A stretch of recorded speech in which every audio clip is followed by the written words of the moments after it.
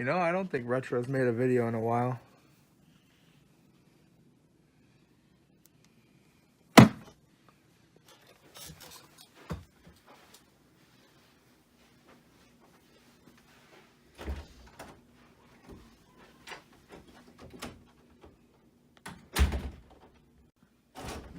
Retro?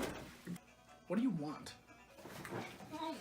What the fuck is wrong with you? You haven't made a video since New Year, and you haven't made a game review in fucking ages. Well, I didn't mean to. I mean, it's hard to make the game reviews these days, and... Well, figure something out. Alright, I can do that. I can do that. Get the fuck out of my face.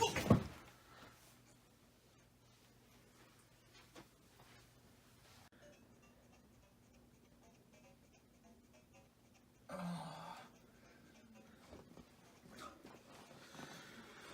need to make a game review. I'll do something on Atari. Just like the old days.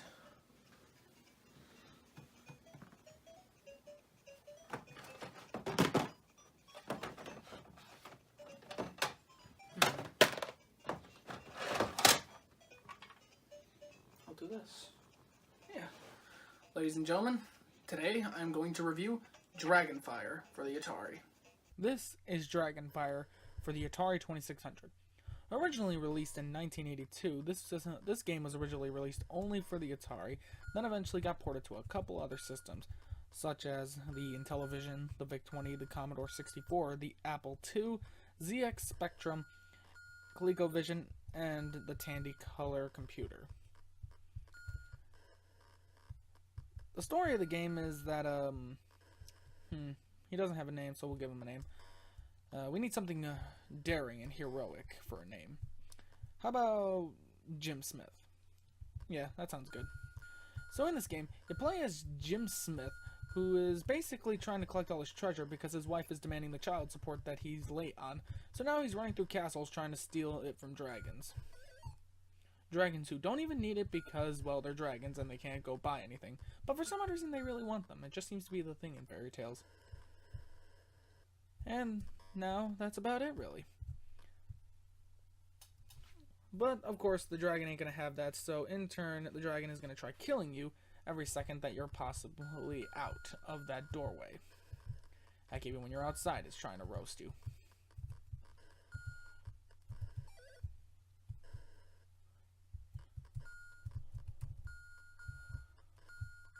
And the graphics, in my thoughts, look really nice.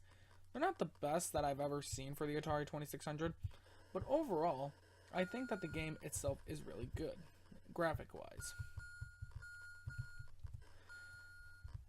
The controls are very fluent.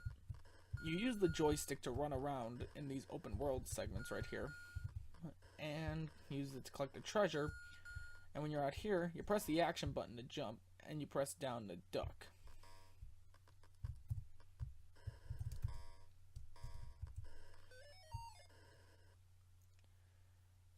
So the controls are fairly simple, and the gameplay is fun and addictive. That usually is the thing with most Atari games. They're usually fairly simple in terms of concept, but in execution, they're so fun to the point where you can't help but keep playing them.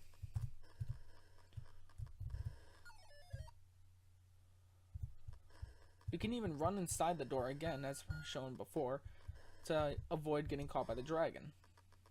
Used as some sort of a safe zone.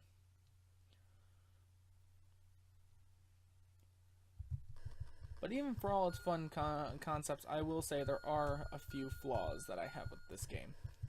One of the main ones being that, as shown there, it's kind of hard to really get out and collect the treasure because the dragon kills you so fast, and it eventually gets so fast to the point where you're just gonna die because that's just the inevitability of it.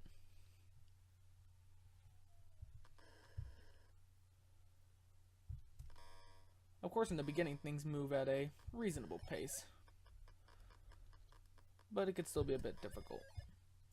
And right there is also another one of my problems with it.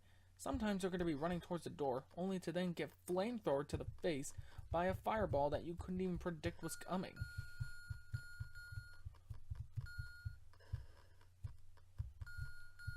That's actually a common one I see people die from.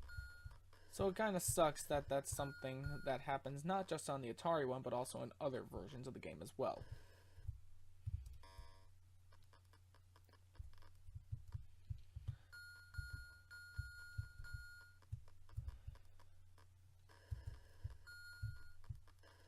But overall, I still find it to still be fun.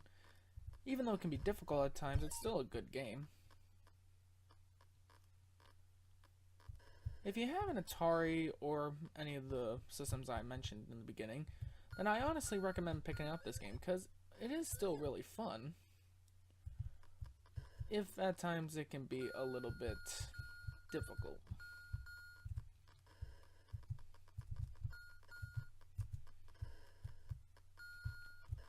My tactic for getting around the dragon and collecting the treasure is to pretty much run all over the place constantly to make sure that you can avoid getting hit by the fireballs while still trying to head in the general direction of the treasure that you're collecting.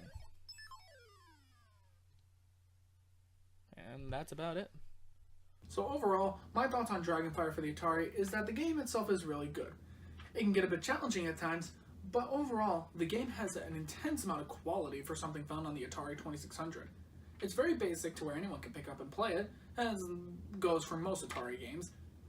And overall, if you have a 2600, I highly recommend this as being one of the games you should pick up for it. I have nothing else really to say about it.